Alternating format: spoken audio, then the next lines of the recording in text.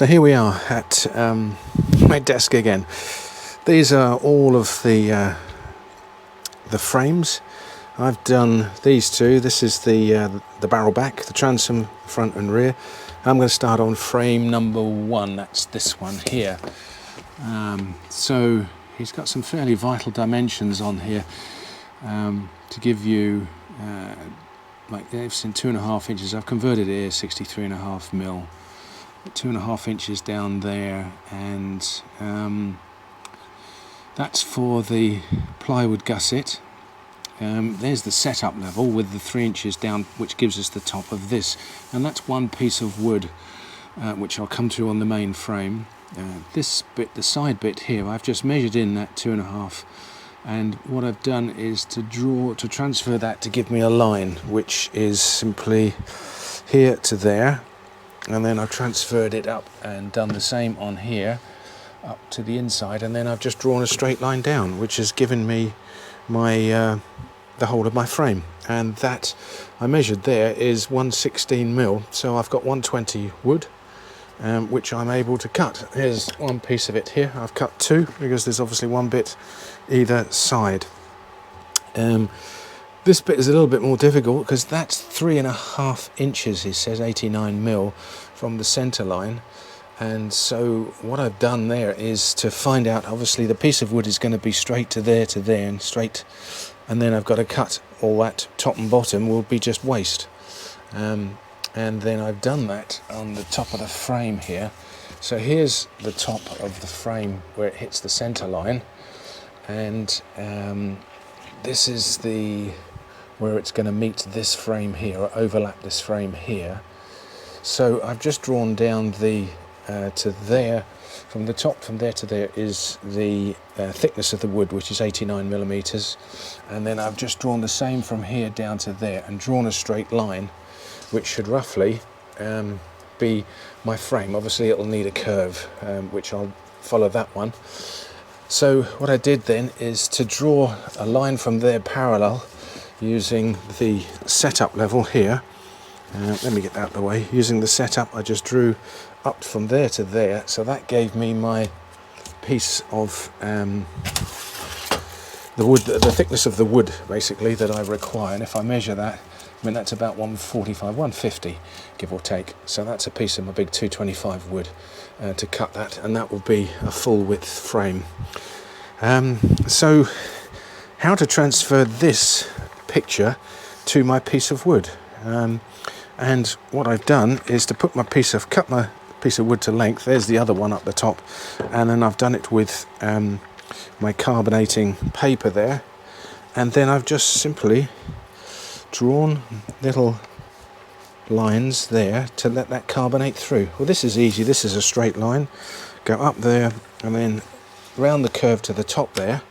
Now I'm hoping that when I take this off on my piece of wood, look at that, perfect. So that I'm going to need to smooth that out, so I'll probably do the same again with the bandsaw and cut that a couple of millimeters shy of that. The straight line will be easy because I can just plane that down to there, and then I'll get the smooth curve. And then what I'll do is, if I now do that the same on this and carbonate that one, I can cut the 2 pieces. If I clamp them both together, I can't screw them, can I, because the screw holes will see, but then I can cut them together to make sure they're exactly the same, and then I'll have my 2 pieces ready here. Good. Right, done the 2 side pieces. I forgot to say today I'm using this sound system, an extension. It's Rode, it's a connector to the GoPro, and the wireless bit comes from here, it transmits to there, and then the phone, the voice seems to come through on the GoPro. The only thing is this has got an extension mic there, which you're supposed to stick this in your pocket and then clip the mic on, and the mic I've got doesn't work. Anyway, hopefully this is a better sound system now. There's a bit of music going on in the background. So here we go. These are the 2 pieces of wood. You can see the marks. I've just trimmed them down to there. I've cut them out on my bandsaw and then put them in the vise, and just using a plane I've cut them back to the lines as close as I can. So aligning that there to the bottom and to there, and then it's just pretty, I mean, that's following that line pretty well, and the curve looks pretty smooth. And I did 2 together, so they're both the same. So that will be my replicant over the other side. So that gives me the first 2 sides of frame 1. Okay, so we're cutting out the bottom member now, which is this piece here, 3 inches 76mm below the setup level. So what I found, the best way to do this is to actually position it using a centre line in the middle, which I've drawn obviously halfway, and then by just measuring that to my setup level on the desk, if I just measure that down 76mm, so that is absolutely parallel. Covered it with carbon paper so that we are ready, and if I lay that out and pull that all tight, that piece of paper,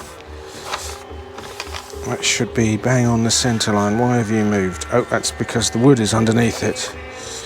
So I'm putting the centre lines there on the centre line of my table. Maybe it'd help if I could move the wood off.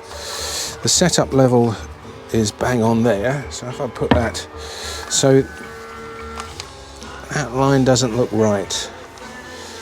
That's inside the line on my piece of paper. And I don't know why, possibly because it's a diagonal, isn't it now? Whereas my 76 is flat on the table. So I might just have to move that up then a bit by a few millimetres to make sure that line there sits bang on my piece of paper, because that's the important measurement. Right, okay. So I've moved my piece of wood up now, 71mm instead of 76. And now you can feel the piece of wood there, look, you can see that line, it's running bang along that line there. And I've driven it all the way across. Actually, we're about 1 millimetre low there. Okay, I'll have to just whiz that one up 1 millimetre. The trouble is when you move one end, like so, sometimes move the other end, but let's see. I mean, that is so close, but it's not there, is it? That's bang on the line there,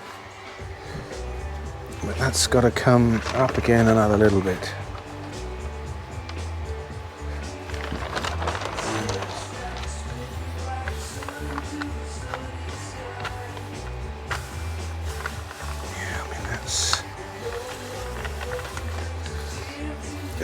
What's going on here?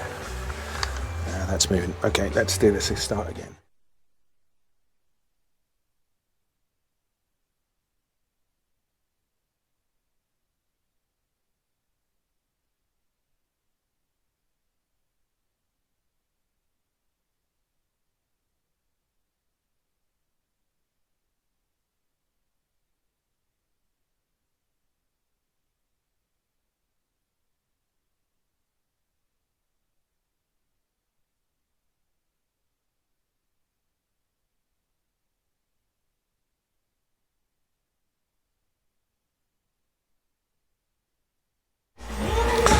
So here is the bottom piece, which I've cut and shaped.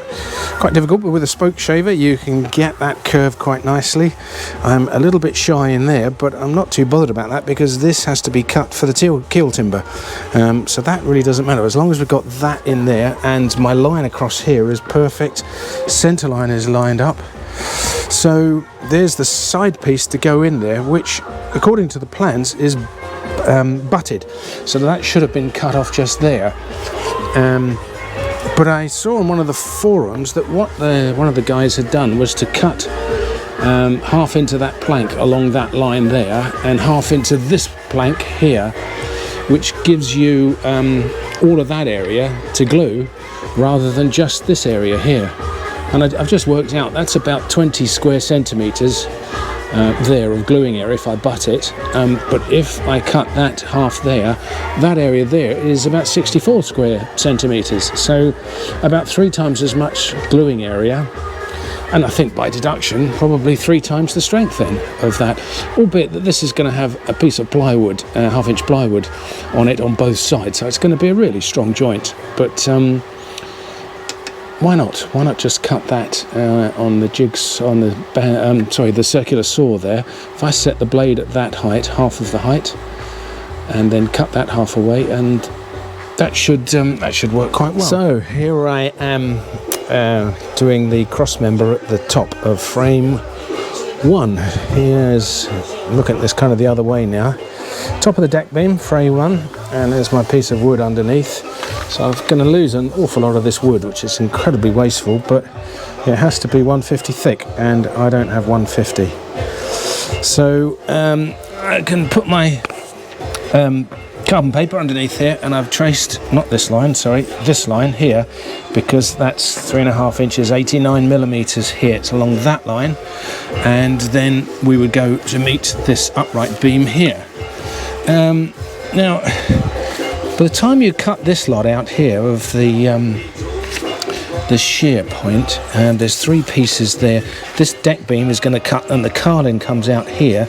You've got this much here to actually stick these 2, because this piece of wood will stick on top of this piece here. When he comes up here, sorry, when it's like that, he's going to stick on top. And by the time I cut that off, that's bugger all. And I've got all this wood down here, so I thought, why don't I just extend that down there, make a nice little curve here, and that gives me that much more gluing area, and that's a lot stronger than just that bit there. Obviously Glenelg kind of take this into account. The strength is certainly down at the bottom, as that's where the weight and the sea pressure will be, but this has got to hold this lot together. So I've traced that lot out and taken the carbon paper out, and there, that leaves me with that section, which looks a good deal more substantial. So got to cut that out here. Well, in fact, swap it over, do the same again, and then get to cutting it out and shaping that curve again. So, come back later. So I've cut out the top of frame 1 mostly, using the bandsaw for the top of the sections here that I could get at, but the inside bits I just can't get through. I don't have enough room there in the throat of that, so I'm using so that is the top of my frame. Oh, still got one more bit to cut out there, but that's basically, that's going to fit there. This piece of wood, which I'm in the middle of doing. So I've smoothed the inside out to quite a fair curve, just using a spoke shave. I've got that nice round curve there. So this is a nice flat bit, and this bit on the corner here, and this bit along the top, I'm doing on this sanding face here.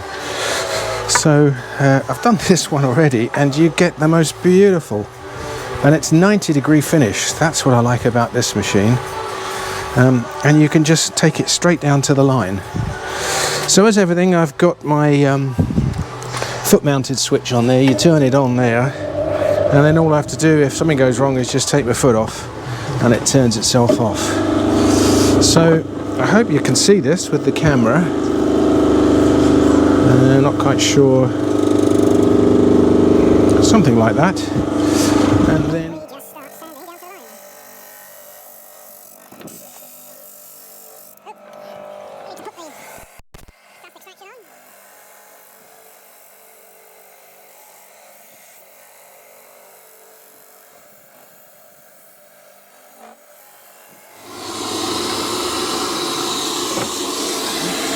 that is basically it. I mean, that line is obviously gone a little bit low there, because this one is pretty much on the line all the way there, and that gives us a nice smooth curve. And look at that, a nice flat edge. So I've just got to clean this bit up, which I will do in my vine. Whew! So this is the frame. This piece will go on top of there. because that's what it says. That's the forward side of it, and this piece lays on top and there's behind. So I've just done that so I can lay these pieces here out flat, because the next job, I mean, as I said before, I should have cut those off and then these just butt, but that only gives us that as a mating surface. So if I cut half of that and half of this, then that should make a much stronger joint. So I've decided I'm going to use the bench saw there, and this is 1 inch or 25.4, give or take. In fact, this is much more accurate. Yeah, it's 24.5, it's about 25 millimeters. So if I set my blade to 12 millimeters and then use an offcut, which I have here, I figured that if I cut that and then turn it over and then cut it again, if it cuts through the wood, the blade is too high. If it leads a little sliver, then it's too low. So it's just going to part the wood in half and half. That should give me the exact depth of blade that I'm after. So I think that's how it's done, to alter the angle of this wedge, and then just looking along that sight line against the angle of the blade there, that goes straight down there. So I should be able to just cut that, just that side of the line.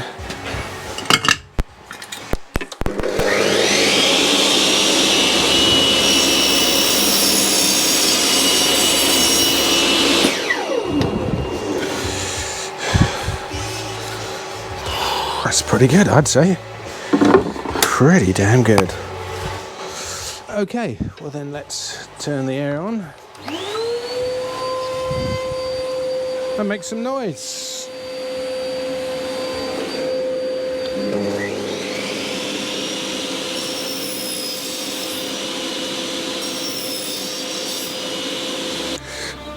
Ooh, so last video of the day, it's coming up to dinner time, and I've completed the frame and all the bits. Got the top one, it's all cut and shaped out, and these are the plywood fillets that I've got to be screwed and glued through to give it the ultimate strength.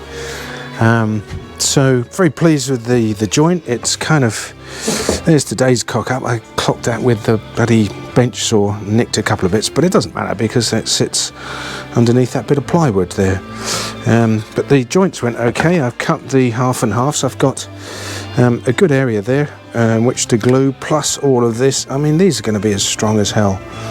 And those bits I've dropped down just when I can put the screws in there, thinking about it, and then where I've got to cut the shear line out of there. You're going to cut a lot of wood out and the carl in there. I don't want to be messing around cutting with screws, so it's a good point to put that in there. But the centre lines are all matching up. The pieces are all running down the dotted lines there, and along the bottom. I'm very happy with the shape. But you don't glue it apparently on the paper. It says in the plans you take it off and glue it on the wood, because I've got the original markings on the wood here with the frame let out. So then put it all together, put the glues in, put the screws, and away.